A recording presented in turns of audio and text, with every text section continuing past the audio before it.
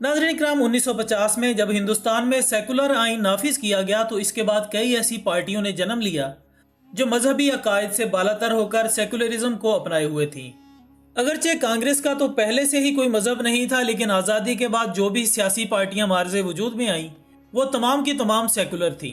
لہٰذا سیکولر آئین اور کانگریسی لیڈروں کی ظاہری لادینی موقف کے باوجود 50 کی دہائی سے ہی ہندوستان کی سرکاری مشینری میں مسلم مخالف طرز نظر آنا شروع ہو گیا، اور 1992 میں بابری مسجد کی شہادت کے واقعے نے ہندو قومیت پرستوں کے اور بھی حوصلے بڑھا دیے، جو اچھی بھلی مذہبی عقائد رکھنے والی پارٹیوں کی طرف سے شرانگیزی کا باعث بنی اور بغیر کچھ سوچے سمجھے بابری مسجد پر حملہ آور ہو گئی۔ دوستو، رپورٹس کے مطابق سننے میں آتا ہے کہ حملہ آور فسادیوں نے پولیس کو بھی مارا پیٹا اور 65 سے زیادہ مسلمان بھی شہید کر دیے، اور پھر یہیں سے ہندو مسلم فسادات نے جڑ پکڑ لی۔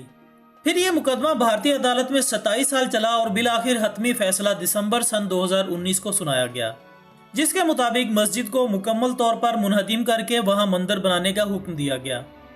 لیکن ناظرین اکرام، ڈاکٹر علامہ محمد اقبال نے اپنے ایک شعر میں کیا ہی خوب کہا ہے: چین و عرب ہمارا، ہندوستان ہمارا، مسلم ہیں ہم، وطن ہے سارا جہاں ہمارا، توحید کی امانت سینوں میں ہے ہمارے، آسان نہیں مٹانا نام و نشاں ہمارا، دنیا کے بت قدوں میں پہلا وہ گھر خدا کا، ہم اس کے پاسباں ہیں وہ پاسباں ہمارا۔ سامعین گرامی، اس شعر کی حقیقت دنیا پر آشکار اس وقت ہوئی جب بھارتی سپریم کورٹ کے احکامات کے مطابق بابری مسجد کی باقیات کے انہدام کا کام شروع کرنے کا فیصلہ کیا گیا، اور اسی مقصد کے لیے وہاں پر مشینری پہنچائی گئی۔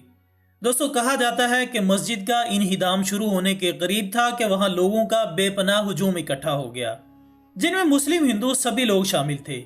میڈیا کے لوگوں سے لے کر ہندو مت کا پرچار کرنے والے سب حضرات موقع پر موجود تھے۔ ان تمام لوگوں کی موجودگی میں جیسے ہی کرینز اور دیگر بھاری مشینری کو مسجد شہید کرنے کے لیے حرکت دی گئی تو اچانک سے تمام مشینری نے کام چھوڑ دیا اور بند ہو گئی۔ کرینز نے کام کرنا چھوڑ دیا اور ورکرز کی جانب سے ہزاروں کوششوں کے باوجود مشینری کو وہاں سے ہلایا نہ جا سکا، جبکہ کئی مرتبہ کوشش بھی کی گئی کہ ان کے انجنز کو دوبارہ سٹارٹ کیا جا سکے، مگر وہ اس میں ناکام ہی رہے، اور رپورٹس کے مطابق ابھی تک اس مشینری کی خرابی کا اندازہ نہیں لگایا جا سکا۔ سننے میں آ رہا ہے کہ اس کام کے لیے کئی تجربہ کار میکینک ٹیکنیشین لائے گئے ہیں، لیکن ان میں سے کوئی بھی مشینری کی خرابی کو نہیں پہچان سکا۔ تو ایسے موقع پر بہت سے مسلمان وہاں پر موجود اسے قدرت کا ایک معجزہ قرار دیتے ہوئے کہنے لگے کہ بلا شبہ اللہ تعالیٰ اپنے گھر کی حفاظت کرنا خوب جانتا ہے۔ اللہ وہ ہے جو ایک چھوٹے پرندے کے ذریعے ابرہہ کے لشکر کو نیست و نابود کر سکتا ہے۔ کچھ حضرات کا یہ بھی کہنا ہے کہ یہ اللہ تعالیٰ کی طرف سے مودی حکومت کے لیے ایک اشارہ ہے کہ اس کام سے باز رہا جائے، ورنہ ہندوستان ایک بڑے نقصان کا شکار ہو سکتا ہے۔ جبکہ اس موقع پر بھی کفل زدہ قلوب بجائے اسے قدرت الہی کے اشارے کے اس میں بھی مسلمانوں کو ہی قصوروار ٹھہرانے لگے۔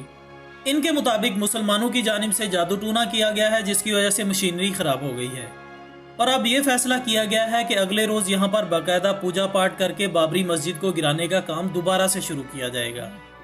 مگر دوستو، جب ایک صحافی نے اس عمل میں حصہ لینے والے کرین آپریٹر سے سوال کیا تو اس نے کہا کہ جیسے ہی ہم نے کام شروع کیا اچانک سے ہماری ساری مشینیں بند ہو گئی۔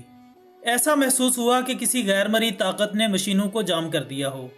سامعین گرامی، اس عمل میں بضد رہ کر پھر سے کام تو شروع کر دیا جائے گا، لیکن ہندو کمیونٹی کو ماضی کا ورق کھنگال کر دیکھ لینا چاہیے کہ پہلے بھی بابری مسجد کو شہید کرنے والوں کا کیسا عبرتناک انجام ہوا تھا۔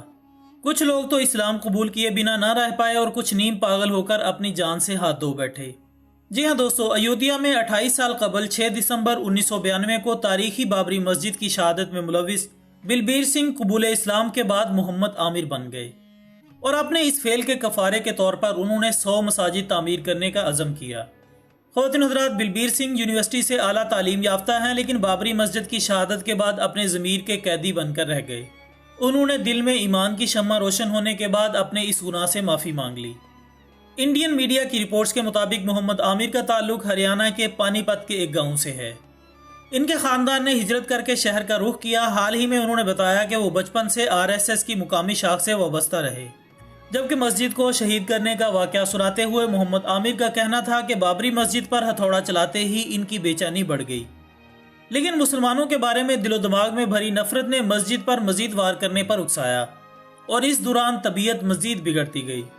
दोस्तों ने मस्जिद की शहादत के बाद मुझे पानीपत मुंतकिल किया, जहां वो मस्जिद की 2 ईंटें भी साथ ले गए, जो कि अभी भी शिवसेना के मुकामी दफ्तर में रखी हुई हैं। मोहम्मद आमिर ने बताया कि मेरे वालिद को मेरी इस हरकत का पता चला तो उन्होंने घर के दरवाजे मुझ पर बंद कर दिए और कहा कि एक उस्ताद के बेटे ने गलत काम में हिस्सा लिया। मोहम्मद आमिर ने कहा कि बाबरी मस्जिद की शहादत के बाद मेरा हर तरफ इस्तकबाल किया जाता, लेकिन मेरे दिल को किसी तरह से चैन नहीं था। मैंने दिमागी हालत बिगड़ने के डर से डॉक्टर से रुजू किया तो उसने मुझ पर वाज़ेह कर दिया कि मेरी यही बेचैनी मौत का बाइस भी बन सकती है। चुनाचे उन्होंने दिल दहला देने वाला इंकिशाफ करते हुए बताया कि बाबरी मस्जिद की शहादत में शामिल इनका एक साथी पागल हो गया था।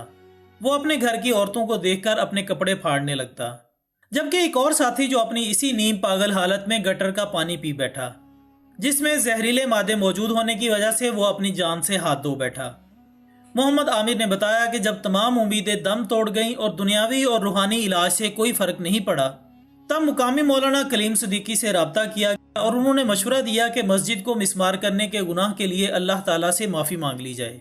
इसके बाद वो अपने वालिद के साथ मुकामी मस्जिद के सामने खड़े रहकर तौबा करता और इसकी तबीयत संभल जाती।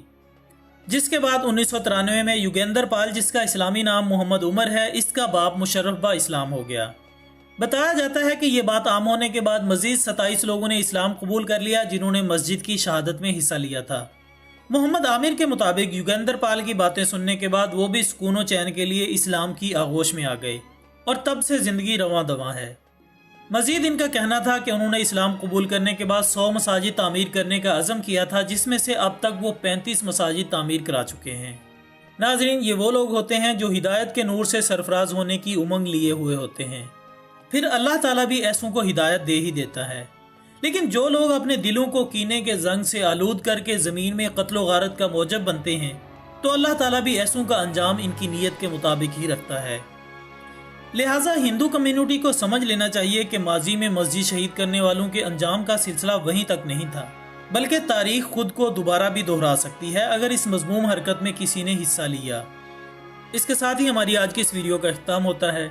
हम उम्मीद करते हैं कि आपको ये वीडियो ज़रूर पसंद आई होगी।